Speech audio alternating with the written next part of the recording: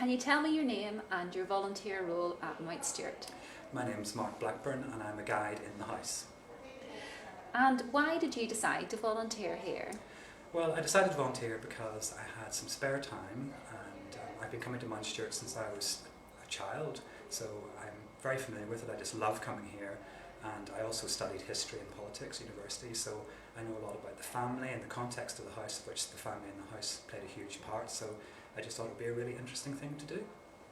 And what is a typical day for you here?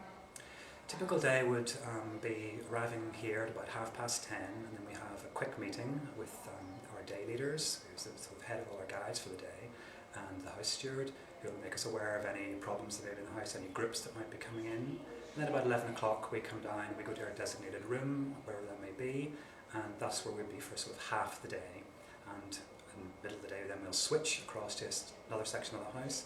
So we get a bit of a mixture of the house. We see a little bit of every part of it, and it's also good because we get to meet all the people who come in to visit the house and tell them lots of things, interesting things about Mount Stewart. And how often do you volunteer? I volunteer one day a fortnight, sometimes a little bit more, but usually one day a fortnight. And do you enjoy it? I love volunteering here. It's just, there's no day the same, even though the structure might be a little bit the same, there's no day the same because you meet such different people all the time, and every day I'm learning something new about the house as well, so it's always revealing a little secret here and there, so it's always interesting, always different. And do you have a favourite object or place in Mount Stewart? Probably my favourite place is Tiernanog, which is the family burial ground, and that might sound a bit strange, but I find it a very magical place. It kind of just appears out of the trees up on the other side of the lake, and it's a very beautiful and magical place, and I quite like going up there. I think it's so quiet and still and beautiful.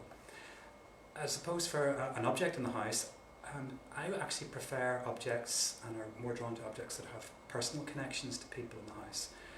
Some people might like the paintings and some people might like the silverware, but I like things that people might have used in the house, members of the family that are connected to.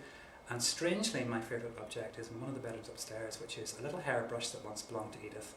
And to sort of imagine that she had used that object and handled it on a daily basis and used it, that connects us to the people of this house in a way that maybe formal portraits can't do. Thank you so much, Mark, for your time. Appreciate it. You're very welcome.